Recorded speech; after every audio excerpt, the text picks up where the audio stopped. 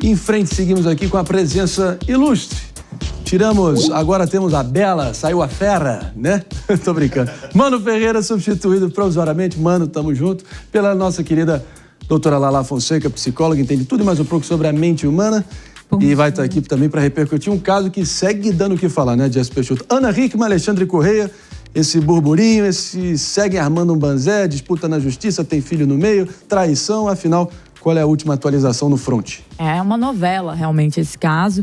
O que acontece? Dentro da briga entre os dois, do processo ali entre os dois, existe uma discussão em relação a determinados contratos que a Ana Hickman acusa o ex-marido ali de ter forjado, falsificado as assinaturas dela. E aí, o que acontece? Saiu um laudo pericial em relação a determinadas assinaturas que estavam nesse longo número aí, de assinaturas que poderiam ter sido falsificadas, e algumas delas foram dadas como verdadeiras.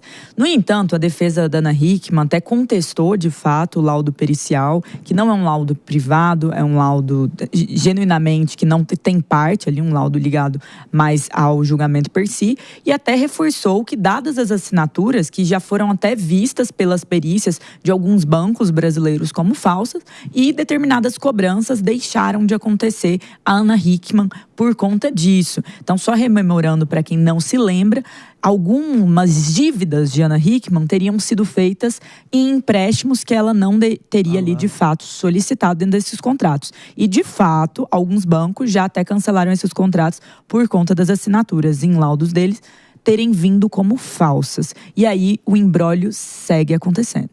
Eu já vi ex brigando por conta de bens, mas por conta de dívidas eu acho que é a primeira vez que eu vejo algo mais ou menos assim acontecendo.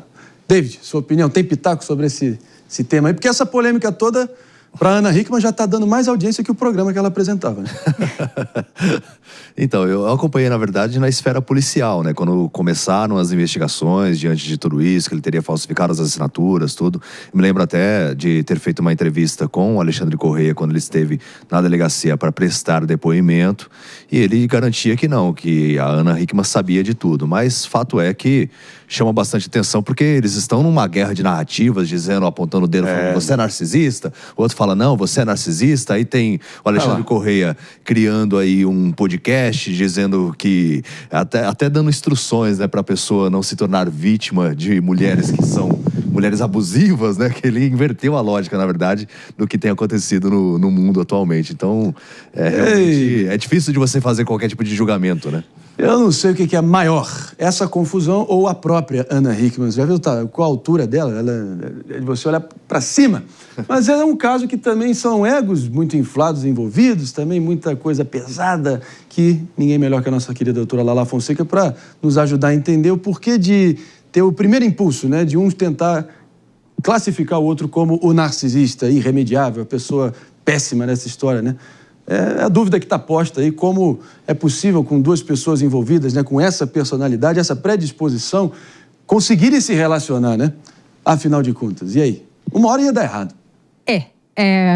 O relacionamento, né? Dois narcisistas é quase como um espetáculo que cada um está se aplaudindo. Começa por aí. É uma relação conturbada, onde tem muitos conflitos, onde podem ter muitas brigas e em algum momento, um dos dois vai ser mais bem sucedido, né? Claro. E aí começa o grande problema da relação, né? Se existe uma relação com dois narcisistas, né? Tem um lado positivo, que a gente está privando outras pessoas de sofrerem, né? Na relação, mas vai ser uma relação onde cada um vai precisar de mais atenção e mais suprimento e uma voracidade muito grande, né? Normalmente o sexo entre dois narcisistas é algo incrível, porque são pessoas muito chamativas, são pessoas bonitas, são pessoas que se cuidam. Exatamente. Já a gente vai estar, agora sim, estamos de volta para todo mundo que está nos ouvindo aqui no Morning Show. E o tema da vez, claro, Ana Hickman, Alexandre Correia. Parece que essa vai chegando aqui. A gente falou de uma série de TV, já está na 19ª temporada, e esse arranca-rabo entre os dois. Mas, claro, a pergunta da vez, no momento, doutora Lala Fonseca, psicóloga de mão cheia aqui com a gente, no palco do Morning Show, repercutindo como é possível duas personalidades fortíssimas, dois narcisistas se relacionarem. E como que a gente pode descobrir, afinal de contas, que as brigas com os ex passaram dos limites e, enfim, completamente superaram ali qualquer birra pessoal e está contaminando todo mundo em volta, inclusive filho, né?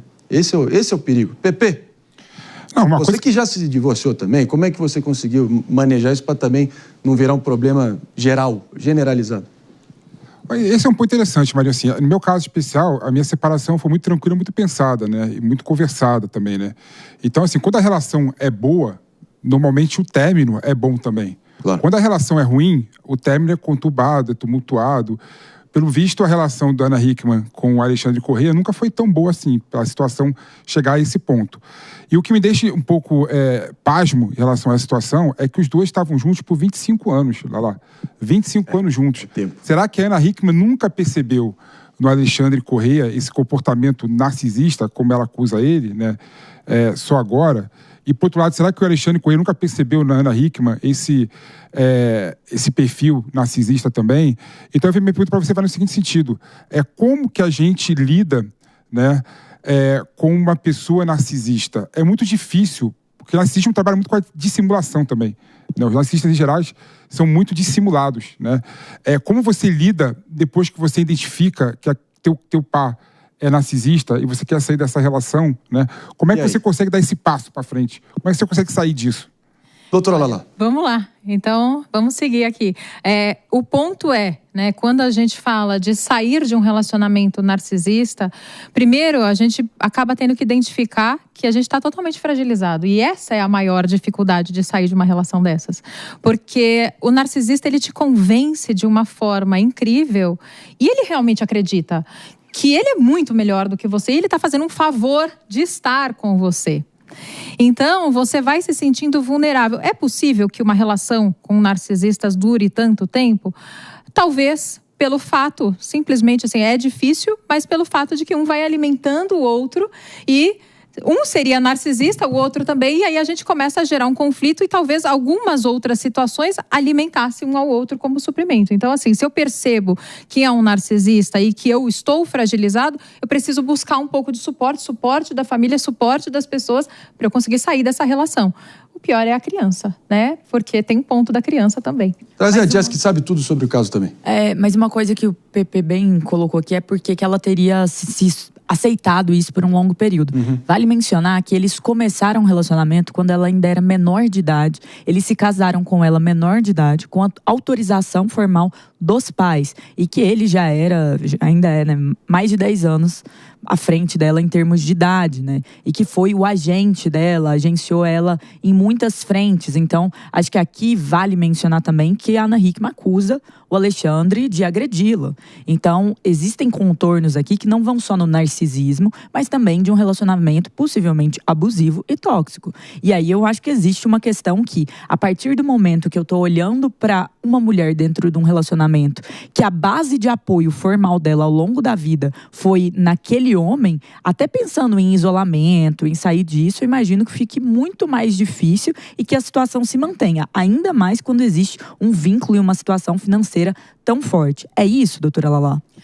Exatamente, né? Na verdade, quando a gente está falando de uma mulher que saiu de casa e o suporte dela foi aquele homem, né? E foi aquela pessoa, né? Não necessariamente um homem, tá? Porque o homem também passa por relacionamentos narcisistas. Eu tenho 2 casos no consultório, inclusive. Gostamos de casos, casos concretos, sempre que possível. Histórias reais. Então, assim, eu tenho uma história real de uma paciente que tem os 2 pais como narcisistas, né? Sendo que a mãe, no caso, seria uma narcisista vulnerável, tá? Que é a pessoa mais sensível, é a pessoa que tem uma certa manipulação, mas é a pessoa que fica dependente. E, neste caso, o marido traía ela constantemente e, em certo ponto, ela passou a ser amante do marido, porque eles se divorciaram, enfim. O ponto é, como que fica essa filha, né? Porque essa filha vê os pais apenas como genitores, porque é o que acaba acontecendo. Claro. Porque o narcisista não tem esse afeto. Então... Doutora Lala, defina pra gente o que é um narcisista. Como que você identifica um narcisista no seu ciclo social? Te complementando a Jess aqui, jogo brevíssimo, é porque muita gente acaba confundindo, ou pelo menos achando que tem quase como se fosse uma escala, né, de gradações. O narcisista, se for num grau acentuado, vira um sociopata, e se for mais doido ainda, é o psicopata. Tem conexão isso ou é Ou é folclore?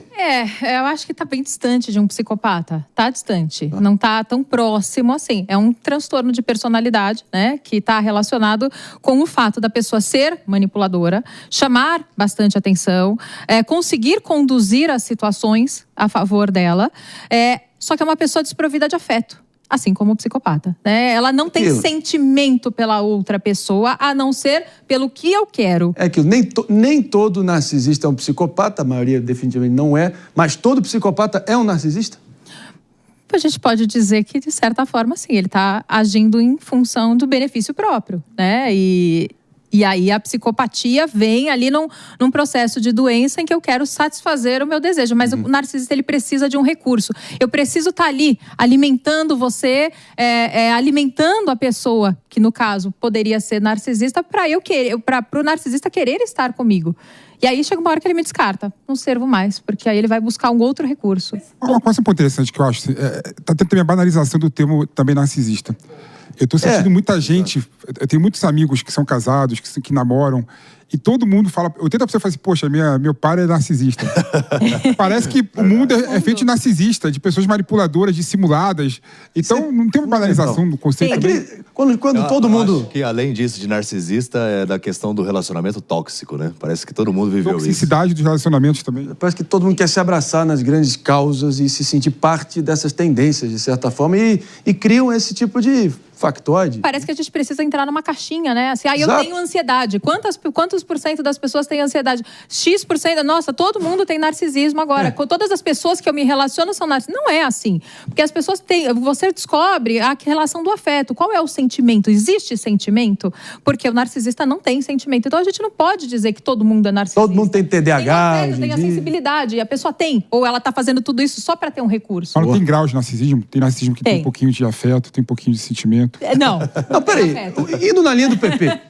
Todo mundo aqui investiu em algum grau, outros mais, outros menos, na construção do próprio ego. Isso pode ser ruim, mas é um fato da vida, né? Todo mundo tem algum grau. Alguns sabem domar essa vaidade melhor do que outros, mas é demagogia pura dizer que em algum grau a gente não passou parte da nossa vida construindo os nossos próprios egos.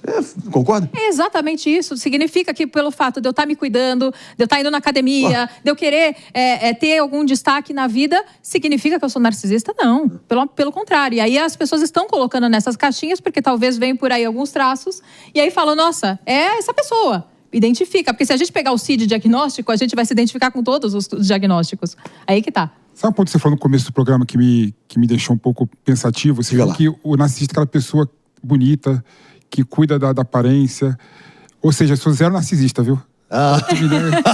É isso mesmo? Assim, todos os narcisistas são bonitos, assim, são elegantes. A pessoa que acha que sempre tá certa, né? A pergunta do PP é, tem narcisista feio? Opa! É claro que existe, não necessariamente só vão ser pessoas bonitas, pessoas maravilhosas, não necessariamente serão apenas assim. E se cuidar não significa ser narcisista, que fique bem claro isso, né? Pelo amor de Deus, a gente precisa cuidar da nossa saúde, precisa cuidar da nossa aparência pra gente, inclusive, se sentir bem. Então, não é isso. É isso? Exatamente, você não tem que pedir desculpa a ninguém, apesar de que tentam te forçar, homens também, principalmente, mulheres, claro, também. Você não tem que pedir desculpa para ninguém por ser competitiva, por se cuidar, por tentar ser a sua melhor versão. Ao contrário, aí é nivelar por baixo, isso é tudo fruto de ressentimento e inveja. Sejamos sinceros, a maioria, para quem realmente projeta isso. Mas, claro, o problema é quando você chama todo mundo de narcisista, os verdadeiros narcisistas somem nas sombras e nas dobras. Aí é que nem chamar todo mundo de fascista, os verdadeiros fascistas acabam sumindo aí do radar. Esse é o problema de banalizar demais, como o PP brilhantemente